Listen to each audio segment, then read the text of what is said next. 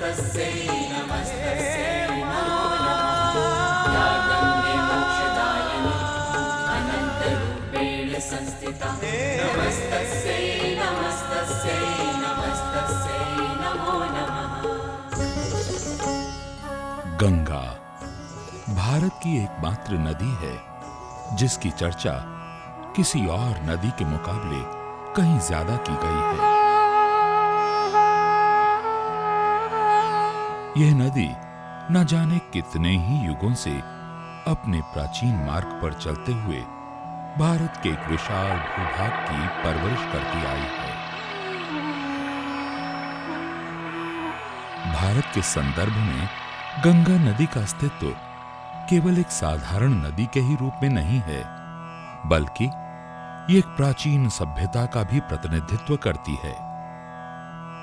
वैदिक काल से लेकर वर्तमान युग तक का एक लंबा इतिहास ये महान नदी अपने में समेटे हुए है। पौराणिक ग्रंथों के अनुसार राजा भगीरथ ने अपने पूर्वजों के उद्धार के लिए गंगा नदी को स्वर्ग से धरती पर अवतरित करने के लिए घोर तपस्या की थी। उनकी कठोर साधना से प्रसन्न होकर गंगा धरती की ओर चल पड़ी, परंतु उनके तीव्र वेग को सहने की शक्ति धरती में नहीं थी। इसलिए भगवान महादेव को उन्हें अपनी जटाओं में धारण करने के लिए मनाया गया और आखिरकार गंगा की प्रचंड धारा भगवान महादेव की जटाओं में उलझकर सौम्य जलधारा के रूप में पृथ्वी पर उतरी।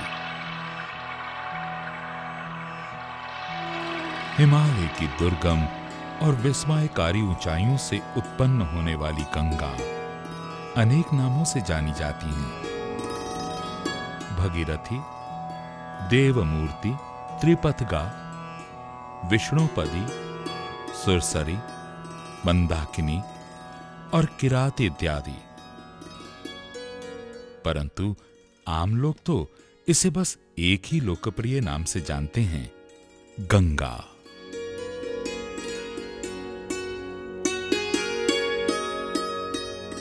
जी हां, गंगा एक ऐसा शब्द है भारत की संस्कृति में जो राम और कृष्ण की ही तरह सर्वव्यापक और सर्वप्रिय है। ये एक ऐसा नाम है जिसे भारत का हर वो बच्चा जानता है जिसने अपना होश संभाल लिया है। हिंदुस्तान का साधारण से साधारण व्यक्ति भी गंगा को जानता है।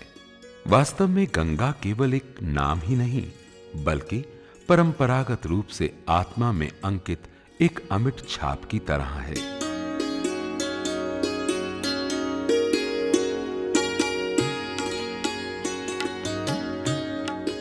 गंगा की चर्चा बहुत व्यापक है, पौराणिक, धार्मिक, आध्यात्मिक और वैज्ञानिक। गंगा एक प्रश्न है, गंगा एक जिज्ञासा है, गंगा धर्म है, आस्था है और विश्वास भी। ये पाप नाशनी है और दुख हरणी भी। गंगा बहुत कुछ है, परंतु गहराई में जाएं तो गंगा की उपयोगिता का कोई अंत नहीं। ये हमारे जन्म से लेकर मृत्यु तक को प्रभावित करती है। हिंदू संस्कृति में मृत्यु को प्राप्त व्यक्ति के मुख में गंगा जल डालने की प्रथा इसका साक्षात प्रमाण है। गंगा जल का कोई विकल्प नहीं है। आइए देखते हैं कि गंगा नदी कहां से निकलती है और अंततः कहां चली जाती है।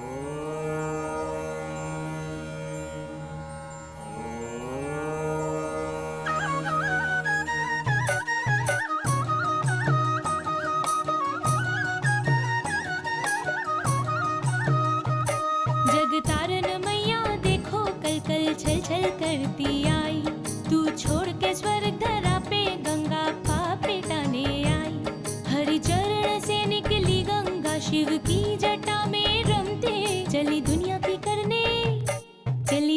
करने भलाई, तेरी जय हो गंगा माई। जगतारन मैया देखो कल कल छल छल करती आई।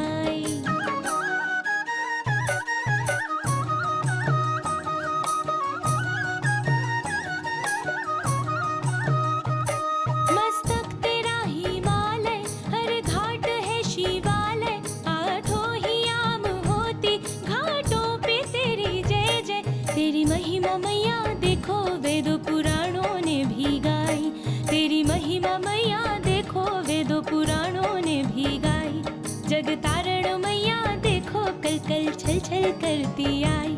हर चरण से निकली गंगा शिव की जटा में रमते जग तारण मैया।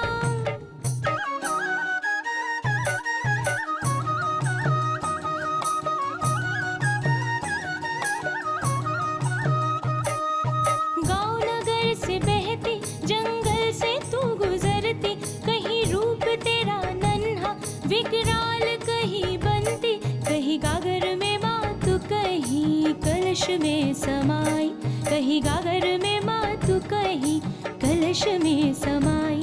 जग तारण मैया देखो कल कल छल छल करती आई। हर चरण से निकली गंगा शिव की जटा में रमते जग तारण मैया।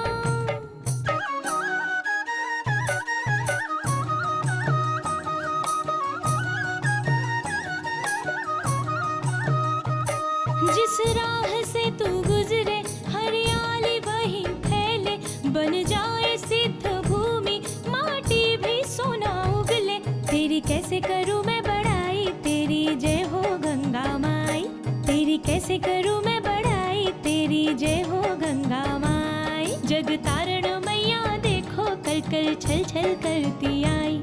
हर चरण से निकली गंगा शिव की जटा में रमते जग तारण मैया।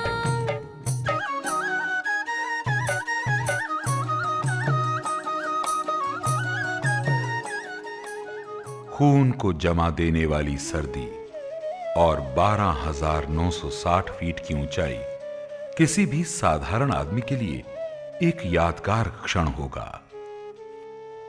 जी हां, ये गोमुख है, गंगा का उद्गम। साफ और सीधी बात कहें तो यही वो स्थान है जहां से गंगा निकलती है।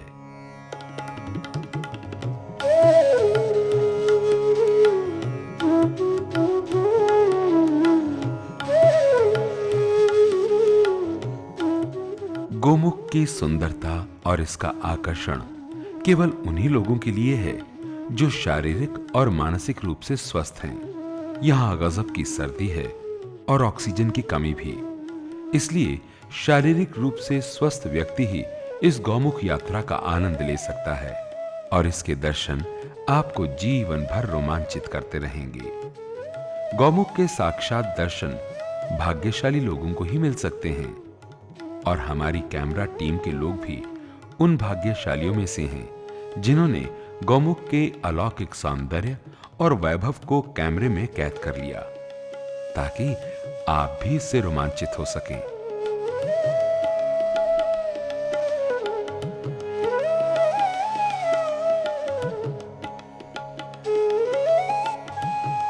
गौमुख को सर्वमान्य रूप से गंगा का उद्गम यानी शुरुआत माना जाता है, परंतु वास्तव में गंगा का उद्गम इस क्षेत्र में कई बिंदुओं से एक साथ होता है और दरअसल ये तय कर पाना किसी पहेली की तरह है कि गंगा आखिरकार निकलती कहां से है। गंगा का उद्गम क्षेत्र बहुत ही विस्तृत है।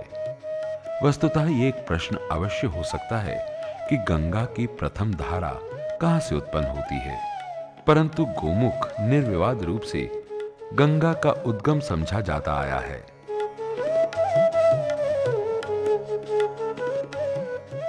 साल भर बर्फ की चादर से ढके गौमुख क्षेत्र में बहुत कम लोग आते हैं।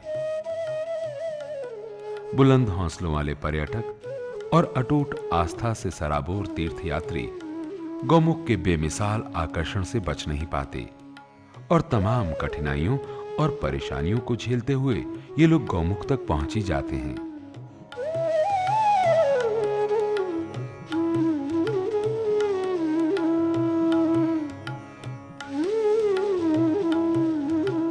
गौमुख वास्तव में इस नश्वर दुनिया से परे का कोई स्थान है। यहां होना, यहां चलना या यहां की हवा में सांस लेना एक स्वर्गिक अनुभव है। इसे शब्दों में कहना असंभव है।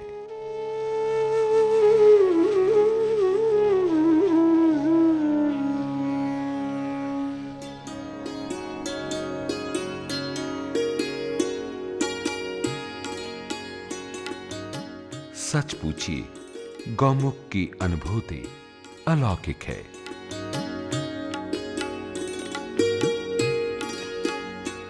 जिन तीर्थ यात्रियों या पर्यटकों के लिए गौमुख एक जोखिम भरा स्थान हो जाता है, उनके लिए गंगोत्री अपेक्षाकृत सुविधाजनक साबित होता है।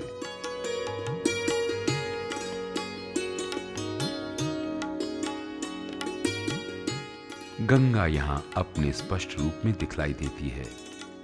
पाठ संकरा ही सही, परंतु प्रवाह वही अविराम। गंगा गति का ही दूसरा नाम है। गंगा अर्थात निरंतर गतिमान।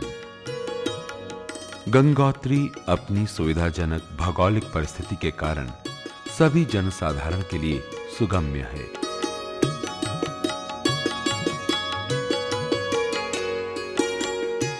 गंगोत्री वास्तव में उस ग्लेशियर का नाम है जहां से गंगा निकलती है।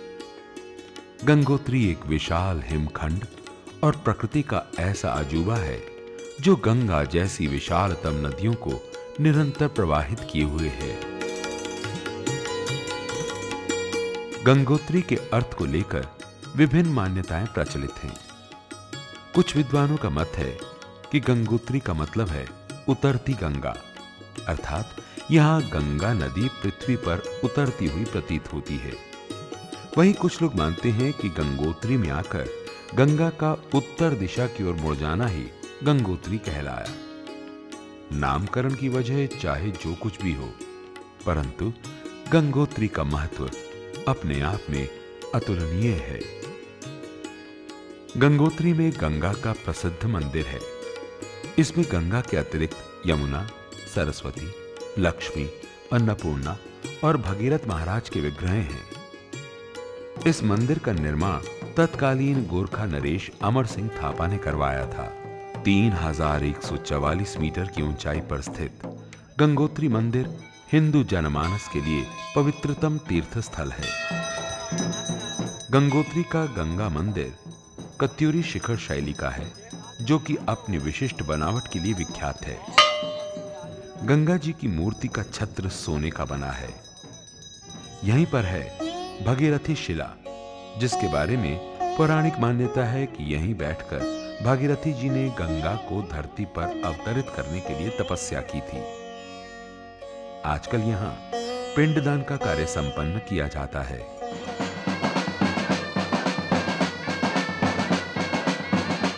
सर्दियों में जब यहां भारी हिमपात होता है, तब गंगा जी की मूर्ति यहां से लगभग 30 किलोमीटर नीचे मुखवा नामक गांव के मंदिर में अस्थायी रूप से स्थापित कर दी जाती है।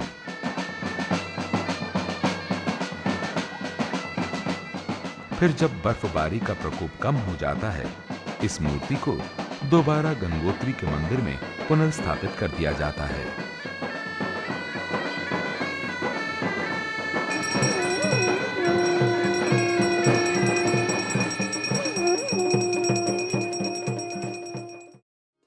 पंचप्रयाग धरती पर वे पावन स्थान है जहां पावन नदियों का संगम हुआ है।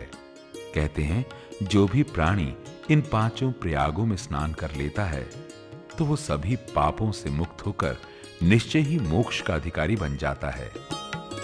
बड़े भाग्यवान व्यक्ति को ही पंचप्रयाग में स्नान और पूजन का सौभाग्य प्राप्त होता है। विष्णु प्रयाग। इस पावन और मनोहारी भूमि पर अलकनंदा और धौली गंगा का संगम हुआ है। इस प्रयाग क्षेत्र में भगवान विष्णु का एक भव्य और विशाल मंदिर है। यहीं एक सुंदर विष्णु कुंड भी है। मान्यता के अनुसार नारद मुनि ने इसी स्थान पर बैठकर भगवान विष्णु की आराधना की थी। नंद प्रयाग। यहां गंगा और नंदाकिनी नदियों का पावन संगम होता है। प्राचीन मान्यता अनुसार नंद नामक नरेश ने इस स्थान पर घोर तपस्या और महायज्ञ किया था, इसीलिए इसे नंद प्रयाग कहा जाता है। नंद प्रयाग से निकलकर सुरसरी अलकनंदा कर्ण प्रयाग आती है। यहां एक और नदी का मिलन इनसे होता है, वो है पिंडार नदी।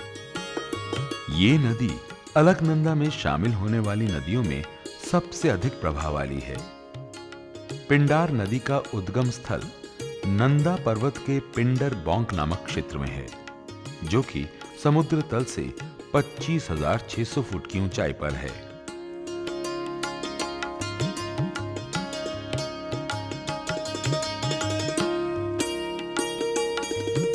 अलकनंदा और मंदाकिनी का अद्भुत संगम रुद्रप्रयाग में होता है।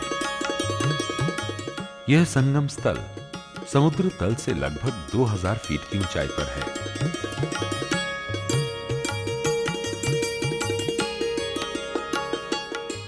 पुराणों के अनुसार देवर्षि नारद ने संगीत विद्या की कामना हेतु यहीं पर भगवान रुद्र की आराधना की थी और सुप्रसिद्ध वीणा का उपहार भी प्राप्त किया था।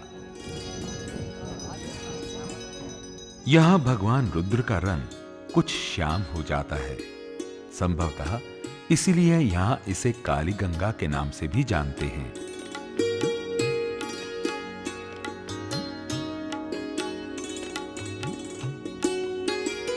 ये स्थान भी प्राकृतिक सुंदरता का अनोखा उदाहरण है।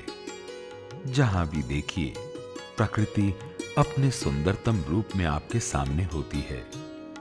स्नानं कृत्वा प्रयागे वै रुद्रनाथस्य दर्शनम महत्वपूर्ण कर्म परम श्रेष्ठम परत्रिहे जन्मनि। इस जन्म में भी और दूसरे जन्म में भी उनका उद्धार होता है जो लोग यहाँ पर अलकनंदा मंदाकिनी के संगम में स्नान करके एक लोटा जल इस रुद्र महादेव जी का चढ़ाते हैं, कृतकृत्य हो जाते हैं, अपने पितरों का उद्धार उनका हो जाता है। गौमुख से निकलने वाली गंगा नदी वास्तव में भगीरथी कहलाती है। ये भगीरथी आगे बढ़ते हुए जब अलकनंदा नामक नदी से मिलकर संगम बनाती है, उसके पश्चात ही ये गंगा कहलाती है। भगीरथी और अलकनंदा का संगम अर्थात प्रयाग देवप्रयाग नामक तीर्थ स्थान पर होता है। समुद्र की सतह से लगभग 1700 फुट की ऊंचाई पर स्थित देवप्रयाग इलाहाबाद के त्रिवेणी संगम के बाद दूसरा सबसे महत्वपूर्ण प्रयाग है।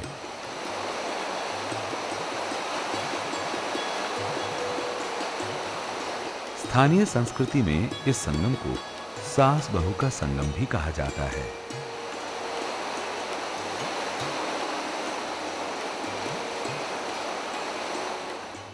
इसके पीछे यह मान्यता है कि देवप्रयाग से पहले अलकनंदा किसी चंचल युवती की तरह इठलाती, बल खाती और उधम मचाती प्रतीत होती है, परंतु जैसे ही ये देवप्रयाग आती है, इसकी अदाओं में आश्चर्यजनक रूप से सादगी आ जाती है और फिर ये किसी नई नवेली दुल्हन की तरह शर्मीली और अनुशासित हो जाती है। देवप्रयाग संगम स्थल के पास ही रघुनाथ जी का ऐतिहासिक मंदिर है। इसका निर्माण आदि गुरु श्री शंकराचार्य जी ने कराया था। प्राचीन लोकमत के अनुसार इस स्थान पर भगवान श्री रामचंद्र जी ने देव शर्मा नामक एक ब्राह्मण को दर्शन दिए थे। देव शर्मा के नाम पर यह स्थान देवप्रयाग के रूप में प्रसिद्ध हुआ। एक अन्य मान्यता अनुसार रावण के वध के पश्चात ब्रह्म हत्या के पाप से मुक्ति के लिए भगवान श्री राम ने यहीं पर महादेव की आराधना की थी।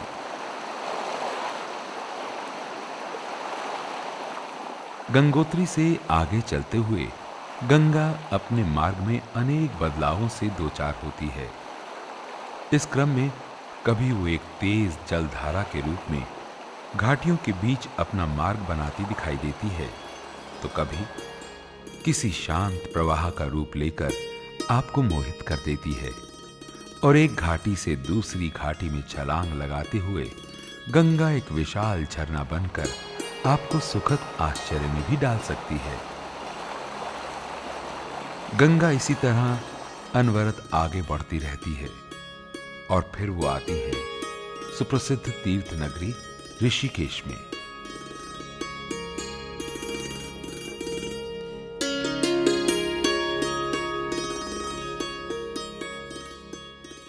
ऋषिकेश एक पौराणिक नगरी है।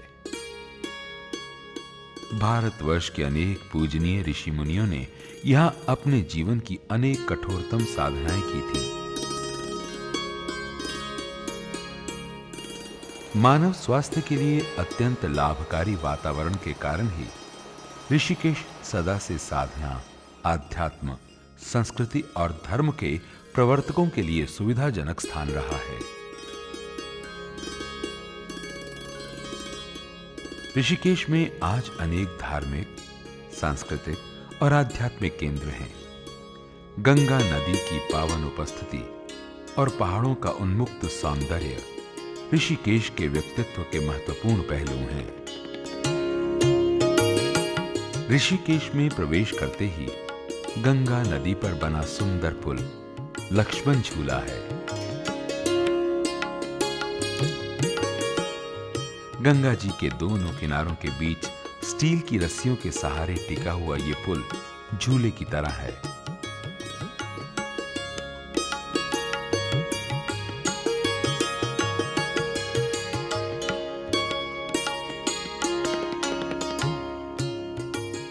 ऐसा ही एक और पुल है जिसे राम झूला कहते हैं।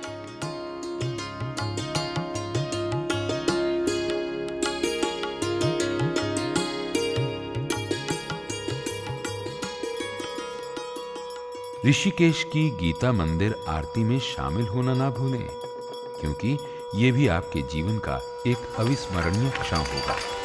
एक ही बार जो तेरी शरणागति आता, मैया शरणागति आता, यम के त्रास मिटा कर, यम के कष्ट मिटा कर, परम गति पाता। ओ जय गंगे माता। ऋषिकेश ऋषियों की तपोभूमि है। साधारण भक्तजन भी यहाँ युगों युगों से परमात्मा से साक्षात्कार करने आते रहे हैं। गंगा के तट पर ध्यान करना, पूजा पाठ करना और गंगा जी का जल सूर्यदेव को अर्पित करना ईश्वर को स्मरण करने की युगों प्राचीन विधि है। पूजा पाठ से व्यक्ति का अंतर्मन स्वच्छ होता है, अंतश्चेतना को शांति मिलती है और आत्मविश्वास बढ़ता है। ऋषिकेश से आगे बढ़ती हुई गंगा अब हरिद्वार में प्रवेश करती है। हरिद्वार की इन पहाड़ियों पर सुप्रसिद्ध मनसा देवी और चंडी देवी के मंदिर हैं। मंदिरों तक की यात्रा पैदल भी की जा सकती है, बशर्ते स्वास्थ्य इसकी इजाजत दे, अन्यथा घोड़ों, खच्चरों या पालकी की सवारी ज्यादा सुविधाजनक होती है। यात्रा के साथ साथ यदि रोमांच भी चाहते हैं तो हाजिर है केबल कार। घाटियों के बीच तार से झूलती ये रोपवे कार बच्चों को, बड़ों को, सभी को रोमांचित करती है। केबल कार से संपूर्ण हरिद्वार का बड़ा शानदार दृश्य दिखाई देता है। मनसा देवी धाम के बारे में मान्यता है कि यहां भक्तों के मन की इच्छा देवी अवश्य पूर्ण करती है।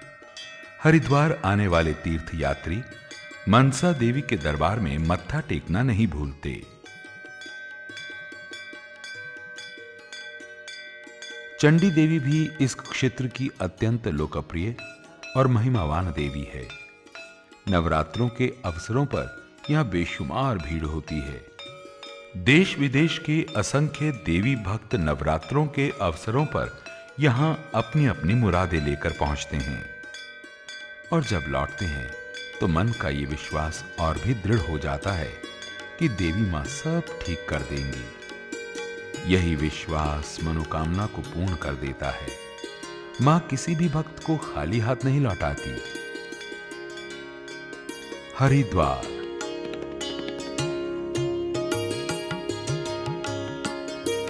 ऋषिकेश से आगे बढ़ती हुई गंगा अब हरिद्वार में प्रवेश करती है। ये वो स्थान भी है जहां से गंगा पहली बार मैदानी क्षेत्र में अपने कदम रखती है।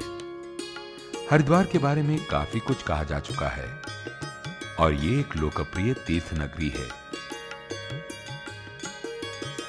विश्व प्रसिद्ध कुंभ मेलों का आयोजन हरिद्वार में भी होता है। हरिद्वार के अलावा कुंभ मेले प्रयाग, नासिक और उज्जैन में भी आयोजित होते हैं। प्रत्येक 12वें वर्ष आयोजित होने वाले कुंभ को महाकुंभ और 6वें वर्ष आयोजित होने वाले कुंभ को अर्ध कुंभ कहा जाता है। कुंभ के अवसरों पर कुंभ क्षेत्रों में बड़ी संख्या में साधु संतों और आम लोगों के अलावा लाखों की तादाद में सैलानियों का भी आना होता है। कुल मिलाकर कुंभ मेलों की ये भीड़ इंसानों का महासागर बन जाती है। कुंभ मेलों के दौरान इकट्ठा होने वाली ये भीड़ दुनिया भर में एक ही स्थान और एक ही समय में इकट्ठा होने वाली सबसे विशाल भीड़ होती है। सन 2001 के कुंभ में लगभग 6 करोड़ लोगों के इकट्ठा होने का रिकॉर्ड है। कुंभ के बारे में एक पौराणिक कथा के अनुसार जब देवों और दानवों ने सागर मंथन के पश्चात अमृत कलश को प्राप्त किया तो दोनों पक्षों में इसके अधिकार को लेकर विवाद पैदा हो गया। देवता इस अमृत के कलश अर्थात कुंभ को लेकर भागे। दानवों ने उनका पीछा किया और कुंभ को छीनने का प्रयास किया। इस छीना झपटी में कलश से 4 अमृत की बूंदें छलककर पृथ्वी पर गिरी। जहां जहां अमृत की बूंदें छलककर गिरी वहीं कुंभ स्थान बन गए। हरिद्वार, प्रयाग, उज्जैन और नासिक ऐसे ही पवित्र कुंभ क्षेत्र हैं। हरिद्वार में गंगा का बहाव तीव्र है। घाटों पर स्नान करते हुए श्रद्धालुओं को बहुत सावधान रहना होता है। वैसे तो सुरक्षा के लिए अनेक स्थानों पर लोहे की जंजीरों की सुविधा है, परंतु जरा सी असावधानी दुखदायी घटना की वजह बन सकती है। हरिद्वार मंदिरों और आश्रमों का नगर है। भारत के लगभग सभी महत्वपूर्ण अखाड़ों एवं आश्रमों के कार्यालय हरिद्वार में निश्चित रूप से मिल जाते हैं।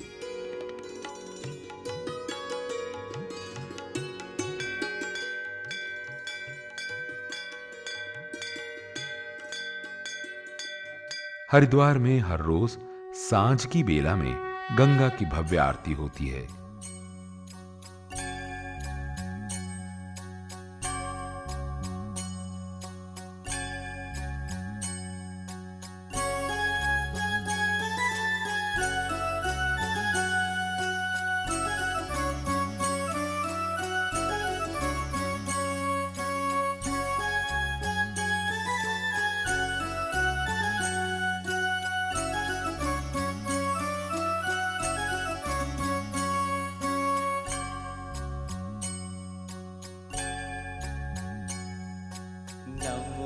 नमो हे जटाशंकरी,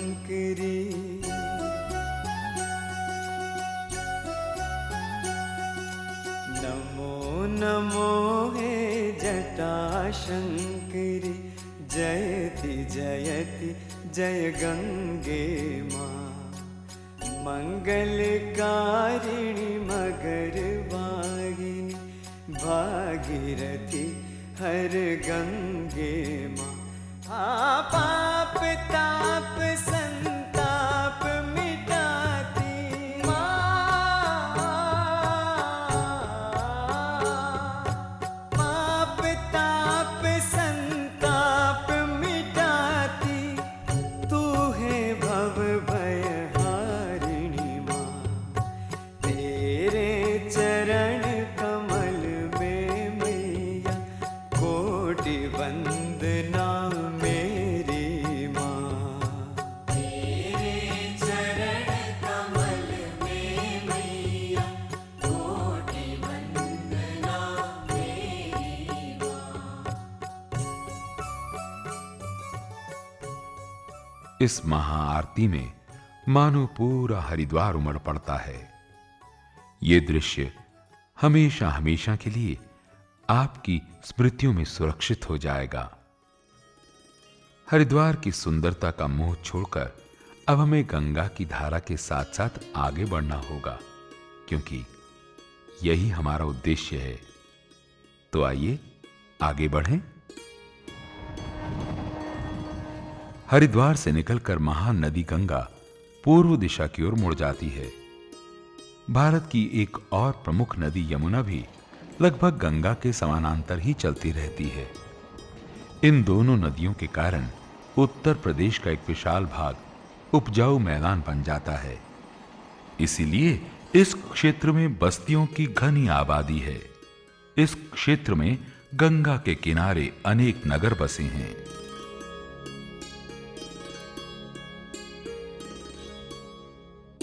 गंगा नदी की धारा के साथ साथ पूरब दिशा की ओर बढ़ते हुए अब हम लोग इलाहाबाद आ गए हैं। इलाहाबाद यानी प्रयाग।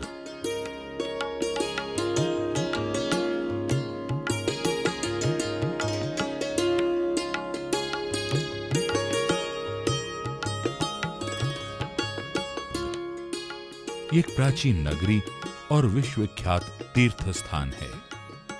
प्रयाग को तीर्थराज कहा गया है, अर्थात ये सभी तीर्थों के राजा हैं और भारत की सभी सातों पुरियां इनकी रानियां हैं। गंगा के समानांतर चलती हुई यमुना नदी यहीं प्रयाग में गंगा से मिलकर सबसे महत्वपूर्ण संगम बनाती है। कहा तो ये भी जाता है कि पौराणिक नदी सरस्वती भी इसी संगम स्थान में गंगा और यमुना के साथ मिल जाती हैं। भारत की इन तीनों महानतम और पूजनीय नदियों के संगम के कारण ही प्रयाग का धार्मिक महत्व अन्य सभी तीर्थ स्थानों से कहीं अधिक बढ़ जाता है। इन तीन नदियों के संगम को त्रिवेणी संगम भी कहा जाता है। संगम पर विभिन्न धार्मिक अनुष्ठान संपन्न होते हैं।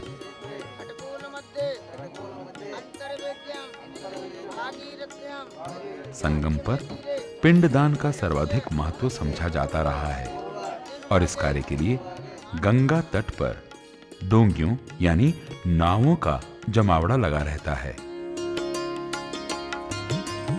पिंडदान हेतु देश विदेश से आए अनेक लोगों को इन्हीं डोंगियों में बिठाकर संगम स्थल पर लाया जाता है, जहां पुरोहित लोग मृतात्माओं का विधिवत पिंडदान संपन्न करते हैं। यह प्रक्रिया युगों से ऐसी ही चली आ रही है। इलाहाबाद में कुंभ भी आयोजित होते हैं। इन अवसरों पर पूरा इलाहाबाद सैलानियों से पट जाता है। प्यारा कुंभ लगा है भक्तों दर्शन चलो, प्यारा कुंभ लगा है भक्तों दर्शन चलो, कि हर हर बोलो जय गंगे बोलो गंगा स्नान को चलो। हर हर बोलो जय गंगे बोलो गंगा स्नान को चलो।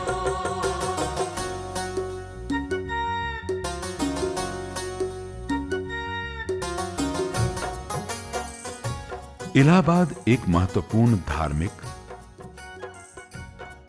सांस्कृतिक और आध्यात्मिक केंद्र है। भारत के स्वतंत्रता आंदोलन के समय भी इलाहाबाद अनेक प्रमुख राजनीतिक हस्तियों का पसंदीदा स्थान रहा है। इलाहाबाद शहर में अंग्रेजी शासनकाल में अनेक इमारतें बनी, जिनमें स्कूल, कॉलेज, चर्च, रिहायशी कॉलोनियां और अंग्रेज अफसरों के बंगले शामिल हैं। प्रयाग के आसपास अनेक महत्वपूर्ण मंदिर हैं, जो अपने आप में कई दशकों की स्मृतियां समेटे हुए हैं। गंगा, यमुना और सरस्वती का संयुक्त जल अब गंगा के पाटों को और भी चौड़ा कर देता है। गंगा अपने साथ इन दोनों नदियों के जल को साथ लेकर आगे बढ़ती है और थोड़ा सा उत्तर की ओर मुड़ती है।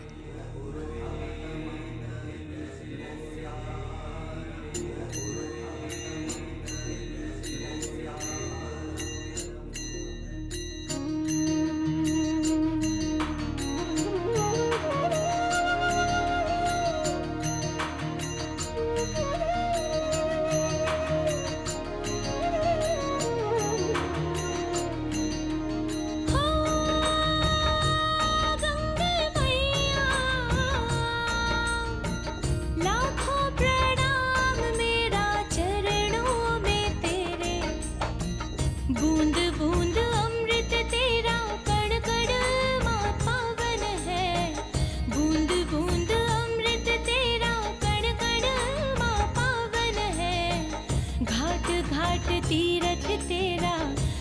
रूप मन भावन है, घाट घाट तीरथ तेरा रूप मन भावन है। हो गंगे मैया,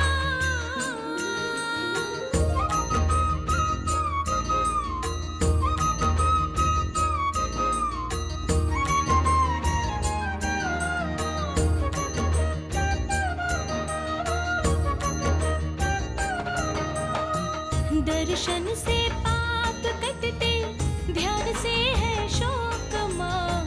दर्शन से पाप कटते, ध्यान से है शोक माँ। तेरे स्नान से ही सुधरे परलोक माँ। तेरे स्नान से ही सुधरे परलोक माँ। हो गंगे मैया,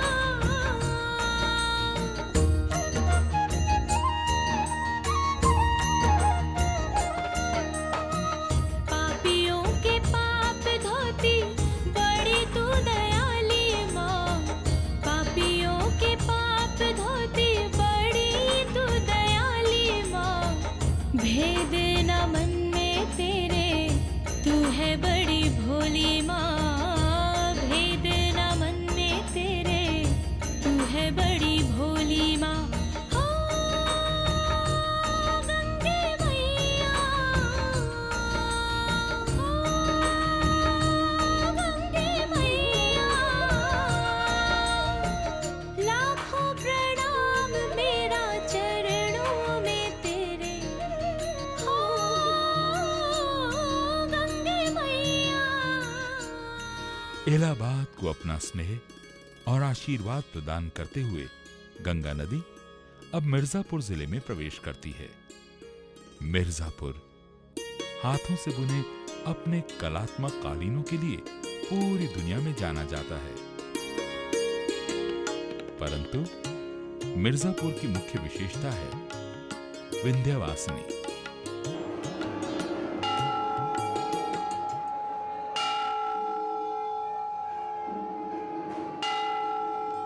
विंध्याचल शक्तिपीठ है और देश विदेश से माता के भक्त इनके दर्शन करने आते हैं।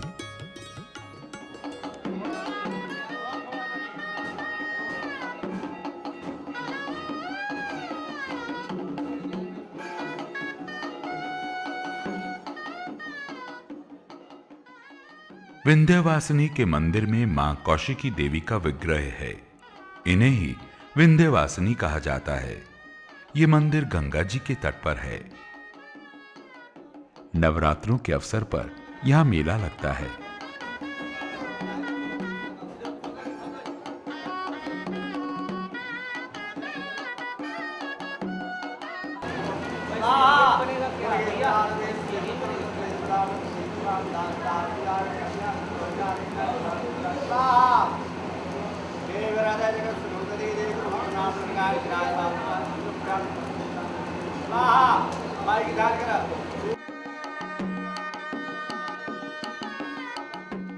विंध्यवासिनी का ये शक्तिपीठ आध्यात्मिक और तांत्रिक दोनों ही पद्धतियों की पूजा का सर्वश्रेष्ठ केंद्र है।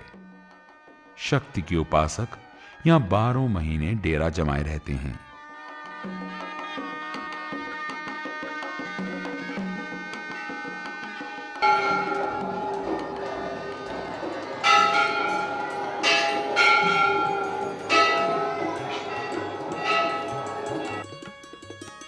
विंध्यवासिनी के मंदिर से करीब 2 मील की दूरी पर मां चामुंडा देवी का भी एक महत्वपूर्ण मंदिर है।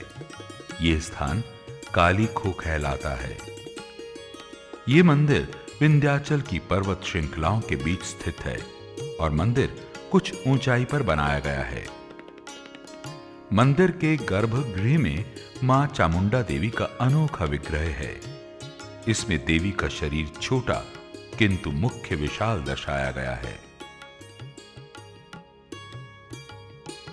भैरव जी, काली खो के पास एक मंदिर भैरव जी का भी है।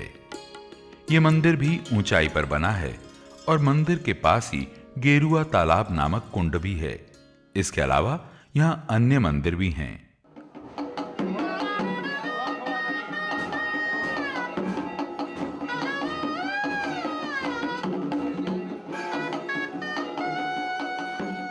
अष्टभुजा। ये काली खो से आगे चलकर करीब 1 मील की दूरी पर अष्टभुजा का प्रसिद्ध मंदिर है। इन्हें महासरस्वती भी कहा जाता है। वास्तव में विंध्यवासिनी धाम यात्रा को त्रिकोण यात्रा कहा जाता है, जिसमें सर्वप्रथम विंध्यवासिनी देवी आती है, जिन्हें महालक्ष्मी समझा गया है।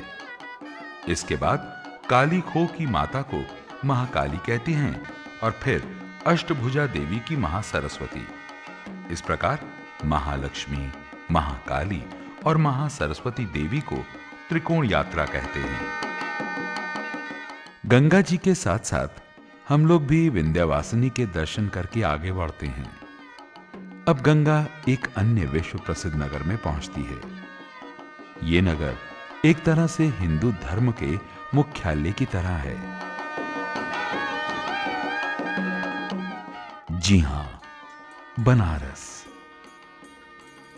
चाहे बनारस कहें, चाहे वाराणसी या फिर काशी, इस शहर की प्रसिद्धि विश्व के कोने कोने में फैल चुकी है। यह शहर भारतीय संस्कृति की पहचान बन गया है। धर्म, आध्यात्म और शिक्षा जैसा सुंदर संगम जितना बनारस में देखने को मिलता है, उतना किसी और स्थान पर संभव नहीं है।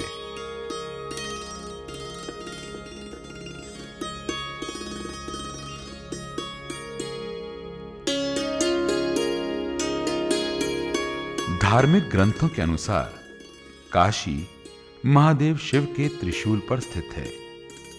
केवल यही नहीं, बल्कि यह स्थान महादेव शंकर जी का अपना स्थान है। इसे वे कभी नहीं छोड़ सकते।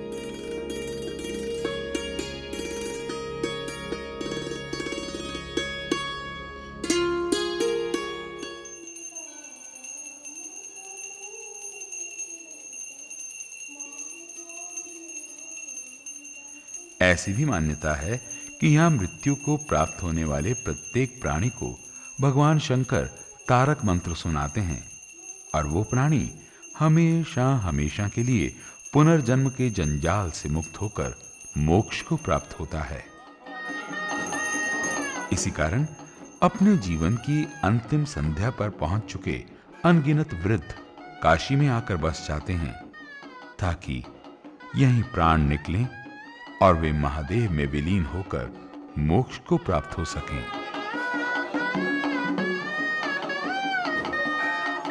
काशी के अनेक विश्व प्रसिद्ध घाटों में एक घाट मणिकर्णिका घाट भी है। यहां देश विदेश से आए लोग अपने प्रियजनों का अंतिम संस्कार करते हैं। यहां पर किया गया पिंडदान बहुत महत्वपूर्ण समझा जाता है।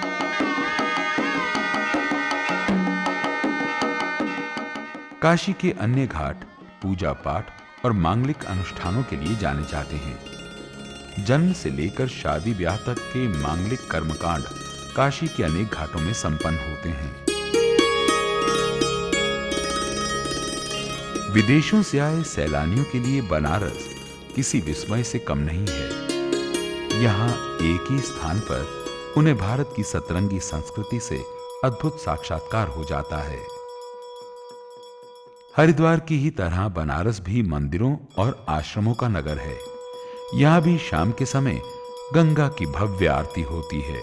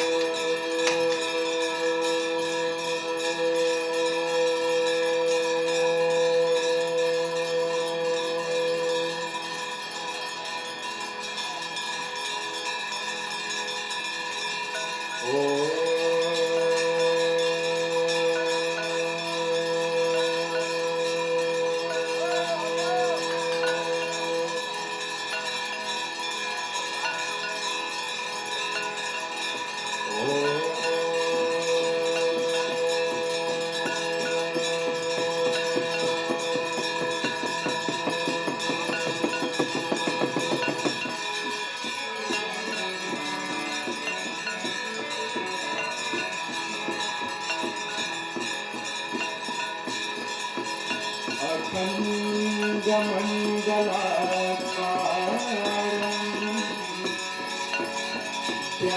रम्येन चराचरम् तत्पदं दर्शितं येन तस्मै श्रीगुरवे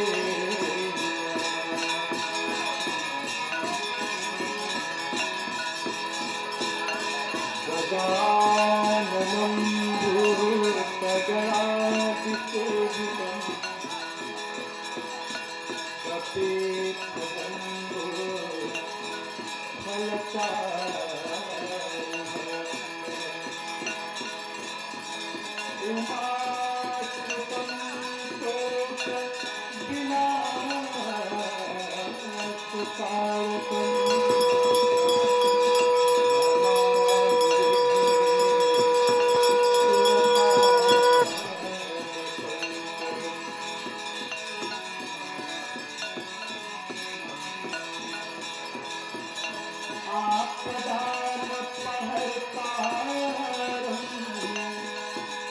दातारं सर्वसम्पदां लोकाभिरामं देवां भूयो भूयो नमामि। धर्म की जय हो, धर्म की जय हो, अधर्म का नाश हो, अधर्म का नाश हो, प्राणियों में सद्भावना हो, प्राणियों में सद्भावना हो, विश्व का कल्याण हो, विश्व का कल्याण हो। बनारस से आगे चलते हुए गंगा नदी में अनेक छोटी छोटी नदियां मिलती रहती हैं। गंगा नदी में इन छोटी छोटी नदियों के मिलने का सिलसिला गंगा सागर तक चलता रहता है और इसी तरह अनेक नदियों को अपने आंचल में समेटते हुए गंगा जी बनारस से पटना आती हैं।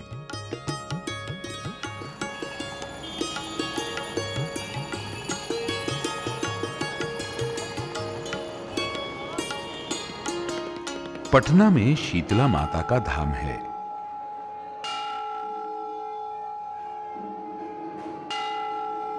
शीतला माता वास्तव में मां दुर्गा का ही रूप है। बस अंतर इतना ही है कि इन्हें शीतला माता के रूप में सर्व रोग नाशक और आरोग्यदायिनी माना गया है। शीतला माता हमें भयंकर रोगों के संक्रमण से बचाती हैं। यही कारण है कि इनकी महिमा पुराणों के पन्नों से निकलकर जन जीवन तक पहुंच गई है। शीतला माता का यह धाम लगभग 2500 वर्ष पुराना है।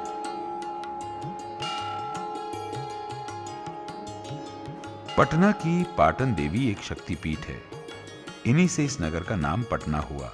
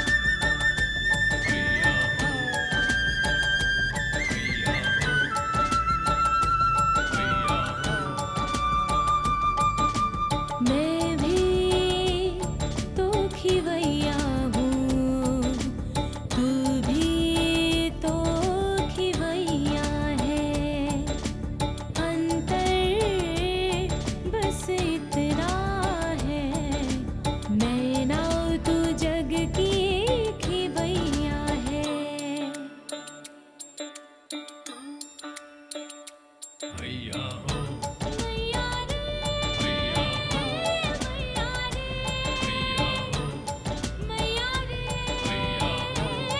मैया रे तेरी गोद में जन्मा मैं आंचल में पला हूँ माँ बचपन से मैया रानी रहता तेरे सहारे माँ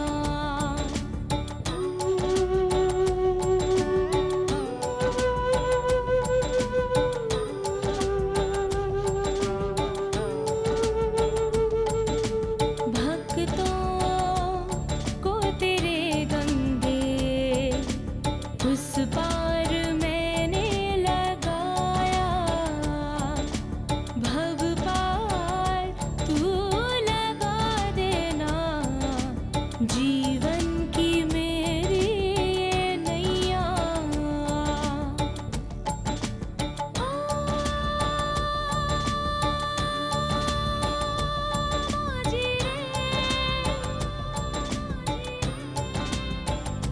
माझी रे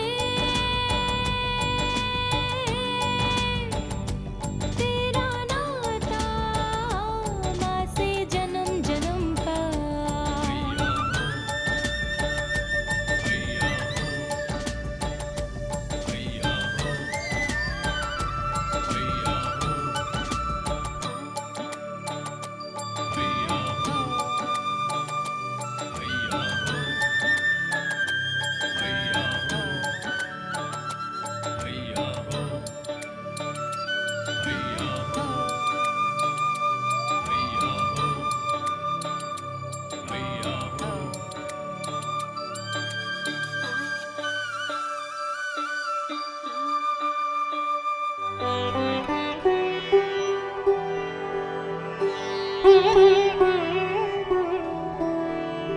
पटना से चलकर गंगा नदी बिहार राज्य की सीमा पार करते हुए पश्चिम बंगाल में प्रवेश करती है। महानगर कोलकाता पश्चिम बंगाल की राजधानी का शहर।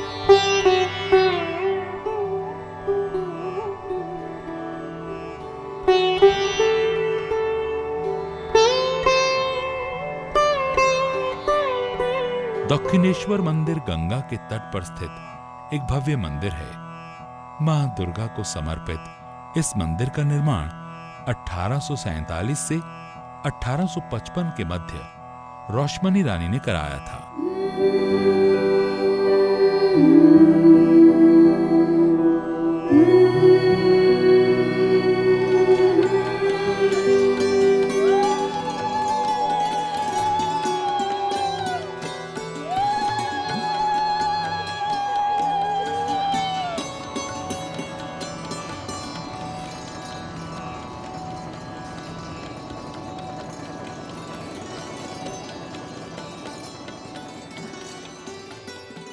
हुगली नदी के तट पर बसा काली घाट कोलकाता के प्रमुख तीर्थ स्थानों में से है। इसे भागीरथी भी कहते हैं। मां काली का मंदिर यहां प्रमुख श्रद्धा का केंद्र है। ऐसा भी माना जाता है कि काली घाट के नाम पर ही इस शहर का नाम कोलकाता पड़ा। काली घाट भारत के 52 शक्तिपीठों में से है।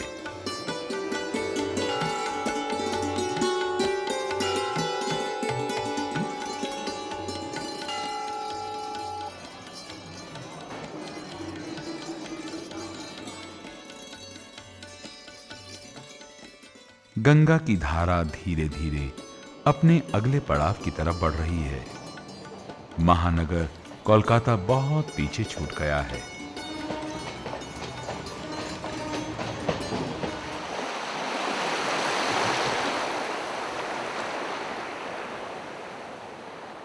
गंगा नदी अब अपने उद्गम गौमुख से लगभग 2500 किलोमीटर दूर भारत के पूर्वी छोर पर गंगा सागर नामक स्थान पर आ पहुंची है।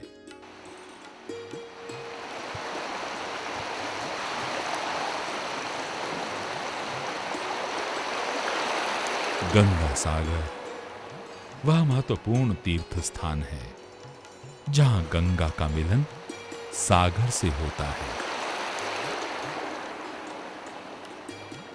गंगा सागर तीर्थ में वैसे तो साल भर तीर्थयात्री आते ही रहते हैं, परंतु मकर संक्रांति के अवसर पर यहां स्नान करने की अधिक महिमा बतलाई गई है। कहते हैं सारे तीर्थ बार बार, गंगा सागर एक बार। यहां सूर्य का भी मंदिर है और सूर्य की ही उपासना की जाती है।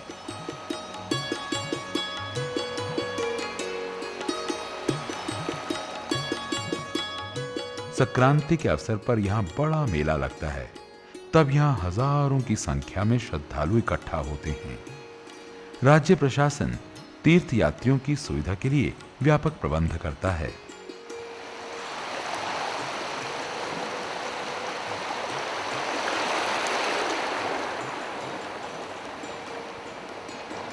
सामने विशाल सागर अपना आंचल फैलाए हुए उपस्थित है। गंगा की धारा को अपने आप में समेटने को बेताब सागर की लहरें गर्जना करती हैं।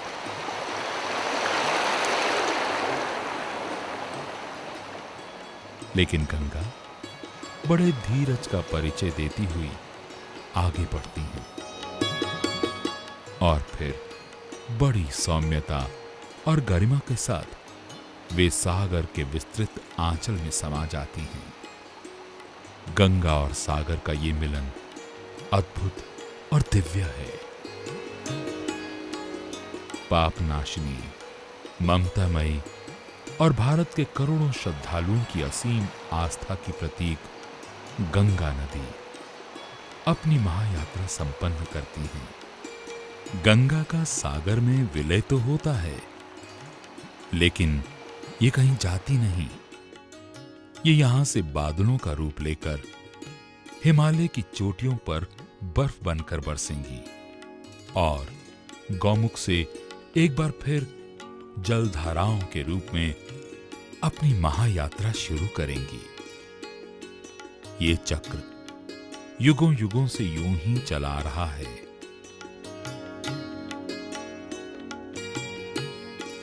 इस महान नदी की उपस्थिति भारत की सनातन हिंदू संस्कृति को एक भव्य रूप प्रदान करती है। मां गंगा को हमारा शत शत प्रणाम है। किस विध तेरी महिमा गाऊं, इतना सत नहीं मुझ में, इतना सत नहीं मुझ में। सकल लोक के देवी देवता मैंने पाए तुझ में। भेद जरा ना मन में तेरे, भेद जरा ना मन में तेरे, सबकी माँ कहलाती हर हर गंगे